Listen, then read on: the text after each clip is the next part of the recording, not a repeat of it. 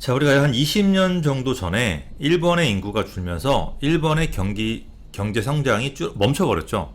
우리 10년 전에 우리 한국의 인구가 이제 앞으로 줄어들면서 한국의 경제 성장도 굉장히 위험하다라고 하는 이제 얘기가 많이 나오고 있고, 지금은 중국의 인구가 줄면서 세계 경제 자체가 위기에 빠져들 수가 있고, 우리 한국의 증시 같은 경우도 어떤 큰 위기에 조정 국면에 들어갈 수 있다라고 하는 논설이 나왔습니다.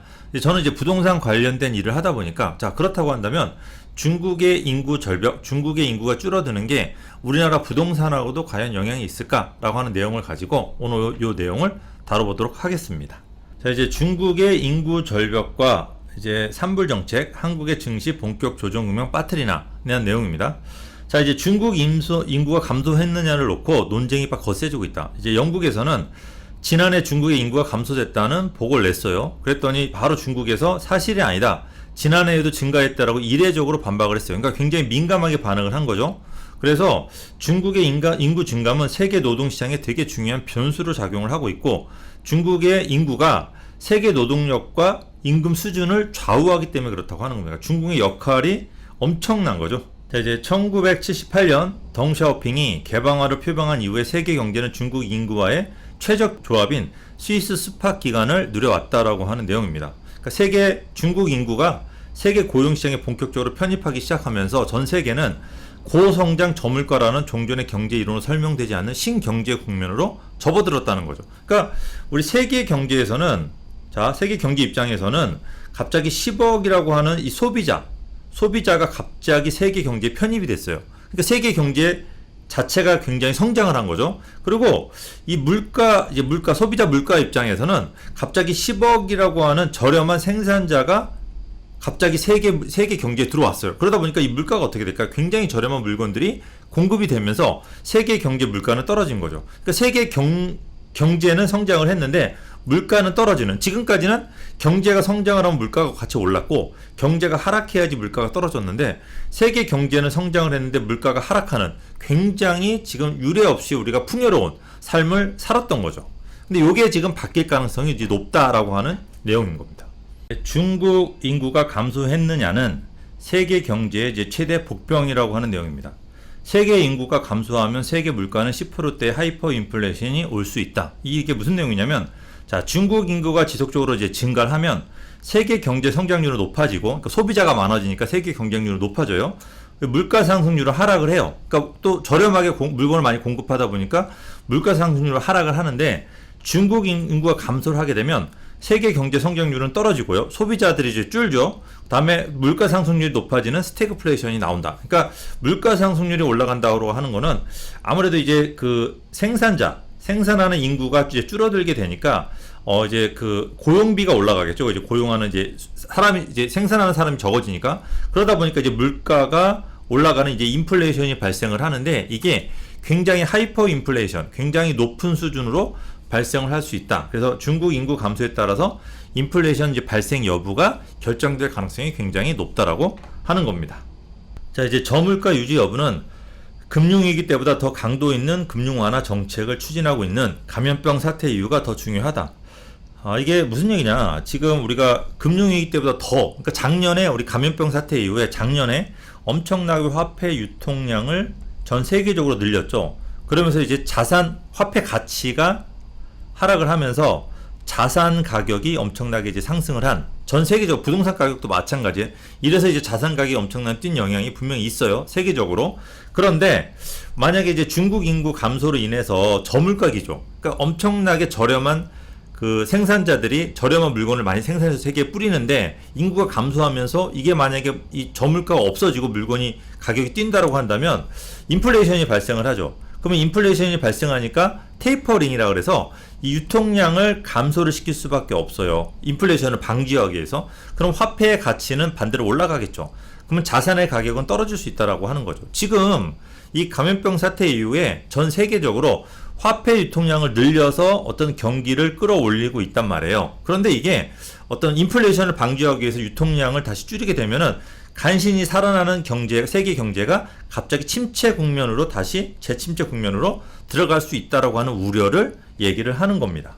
세계 빚도 기하급수로 늘어났다. 우리가 화폐 유통량을 전 세계적으로 이제 늘린 거는 분명히 이제 경기를 살린 역할도 했지만은 세계적으로 빚, 국가나 민간의 빚, 이 유통량을 늘리면서 유통량 그냥 늘릴 수는 없죠. 그렇다고 월급을 많이 올려줄 수도 없고 그러다 보니까 대출을 많이 받을 수 있게끔 해주다 보니까 국가나 민간이나 빚이 기하급수로 늘어났다는 거죠. 2007년도에 113조 달러 하던 빚이 2021년 작년에 2020년에 221조 약 87%가 이제 증가를 했고 한국은 유독 가계부채가 좀 많은 나라. 그러니까 다른 나라들 같은 경우는 이제 국가 부채가 많이 늘어난 반면에 우리나라는 국가 부채보다는 가계 부채가 많이 늘어났기 때문에 이게 엄청나게 큰 부담으로 작용을 할 수가 있다라고 하는 내용입니다. 그래서 이제 세계적으로 이렇게 이제 빚이 많이 늘었는데 중국 때문에 세계적인 물가가 만약에 뛴다라고 한다면 결국 테이퍼링, 화폐 유통량을 줄일 수밖에 없고 그러면 이것 때문에 이제 금리도 올라갈 거고 자산의 가치가 만약에 떨어지게 되면은 이 부분이 각 민간이 됐건 나라가 됐건 이게 큰 부담으로 작용을 해서 어떤 경제 주체 부채 상환 능력이 떨어지고 뭐 정책 대응마저 쉽지 않아서 1990년대 일본 경제 전체를 밟을 수가 있다라고 하는 내용. 그러니까 중국 때문에 이제 연달아서 이런 부분들이 생길 수 있다라고 하는 부분을 얘기를 하고 있습니다. 자, 이런 이제 인구 구조 변화가 자산 가격, 뭐 실물 경제하고 꼭 다 맞는 것은 아니라는 내용이에요. 그러나 우리는 이제 중국과 워낙 밀집되어 있고 이제 경제 비중도 굉장히 크죠. 그리고 이제 세계에서 가장 출산율 우리나라 낮고 고령화가 굉장히 빨리 되고 있어요. 그래서 우리는 이런 중국 인구 절벽에 따른 충격에 미리미리 대비를 해야지 그걸 저희가 방지할 수가 있지. 그냥 손 놓고 보면은 큰일 난다라고 하는 내용인 겁니다. 그러니까 지금 우리나라 부동산 시장 같은 경우도 지금 이대로 가면은 큰일 날 수가 있다라고 하는 내용이 약간 내포되어 있습니다. 요거에 대해서 조금 약간 설명을 해드리도록 하겠습니다. 저는 전 세계적으로 아무래도 이제 그 인플레이션이 발생을 하니까 인플레이션을 발생을 막기 위해서 금리를 올릴 가능성이 높아요. 그러니까 이제 금리가 올라가는 게 우리나라 부동산 시장의 가장 큰 이제 부담으로 작용을 할 건데 이 금리 인상 부담이 얼마나 클 거냐 전문가들마다 좀 의견이 다른데 한 20%의 정도의 전문가들은 금리 때문에 부동산 가격이 굉장히 많이 떨어질 수 있다는 얘기를 해요. 왜냐하면 이자 부담이 굉장히 커서 영끌한 젊은 사람들이 많기 때문에 이자 부담 때문에 부동산을 많이 싸게 내놓을 거다라고 하는 얘기들이 있는 거고 한 80% 정도의 전문가들은 큰 영향은 없을 거라는 얘기를 해요. 왜냐하면 우리나라는 일단 전세 제도라는 게 있기 때문에 이자가 부담되면 전세를 놓으면 이자 부담이 갑자기 없어져 버려요. 이런 부분도 있고 그 다음에 전체적으로 지금 우리나라는 세금이 굉장히 높잖아요. 세금이 뭐 보유세 같은 경우도 뭐 1%대가 넘는 경우도 굉장히 많고 양도세 같은 경우는 2주택자는 71%의 양도세를 내요. 근데 3주택자는 82%의 양도세를 내기 때문에 이런 높은 양도세 기본 세율도 48%가 최고 세율이에요. 그러니까 중과를 하지 않더라도 48%의 양도세를 내는데 금리가 뭐 3%에서 5%가 오르는 게 과연 얼마나 큰 부담이냐 이런 각종 세금에 익숙해져 있기 때문에 이 금리에 대한 큰 영향을 받지 않을 거라고 하는 의견이 80%가 굉장히 많습니다. 더군다나 이 금리보다는 아마 자산 가격이 뛰는 게 더 크지 않을까라고 하는 얘기들도 많이 있고요. 두 번째로는 이제 중국의 어떤 생산 물가가 올라가면은 우리 부동산 가격도 크게 떨어지지 않을 거라는 얘기가 또 많이 나오고 있는 게 우리나라 얼마 전에 우리가 철근 있죠, 철근이 중국에서 수입이 갑자기 안 됐어요. 그래서 철근값이 어떻게 뛰었냐? 바로 2배가 뛰었어요. 철근값이 중국이 수입이 안 됐다고 해서 우리나라나 다른 나라들도 철근 생산함에도 불구하고 중국산 철근을 못 쓰면서 철근값이 2배가 뛰어버렸어요. 이거는 무슨 얘기냐? 그만큼 중국 경제의 의존도가 굉장히 높다라고 하는 거죠. 그런데 중국의 어떤 자재값이 많이 올라가면은 우리나라 이 철근값이 2배가 올라가면서 우리나라 공사비도 거의 한 5% 가까이가 올라가 버렸어요. 전체적으로 같이 동반 상승하면서. 그러면 중국의 자재값이 올라가면 올라갈수록 어떻게 될까요? 공사비는 뛸 거고 이 공사비라고 하는 건 결국 뭐예요? 부동산에 대한 생산 가격이 올라갈 거기 때문에 우리가 이제 금리 올라가는 것만큼만 이 생산 가격이 올라가게 된다면 앞으로 공급가가 뛰니까 기존 부동산은 어떻게 될까요? 같이 따라 뛰는 이런 영향도 있을 거라고 하는 거죠. 그러니까 이게 금리 인상도 분명히 있지만 물가 상승, 이 인플레이션에 대해서 부동산은 해지 기능이 있잖아요. 그런 해지 기능도 같이 생기지 않을까라고 하는 내용도 담겨 있습니다. 그래서 우리나라 부동산 시장에 대해서는 저도 크게 걱정을 하지 않는데 생각 조금 다르신 분들이 계실 거예요. 왜? 우리나라 부동산은 지금까지 우상향을 했어요. 그러니까 1980년대 평당 100만 원 하던 강남 아파트 분양가가 90년대 들어서면서 평당 1000만 원으로 뛰었어요. 자, 2000년대 들어서서 강남 아파트 분양가가 평당 2,500만 원으로 뛰었는데 2010년 들어서면서 강남 아파트 평당 분양가가 4천만 원으로 뛰었죠. 자, 이게 2021년도 들어서서 지금 현재 평당 분양가 1억까지 지금 현재 강남은 찍고 있습니다. 이렇게. 자, 이게 2031년도에 과연 얼마까지 될 거냐 이거예요. 이게 과연 2억까지 될 수 있느냐, 아니면 뭐 2억에서 한 3억까지 될 수 있느냐, 아니면 1억 5천 정도가 될 수 있느냐, 아니면 평당 1억 정도가 되느냐에 따라서 우리 여러분들의 이제 투자 방향은 달라지는 거죠. 그러니까 우리가 전 세계적으로 앞으로 10년 동안 지나면서 자, 중국의 인구 감소하고 상관없이 그래도 역시 화폐 유통량은 늘어날 거고, 화폐를 지금처럼 많이 찍어내면서 경제 성장을 이룬다고 한다면 아마 1억 가던 강남의 분양가가 2, 3억까지는 당연히 뛰게 될 겁니다. 그러나 지금 어떤 중국의 인구 감소로 인해 가지고 인플레이션이 너무 심하게 된다고 한다면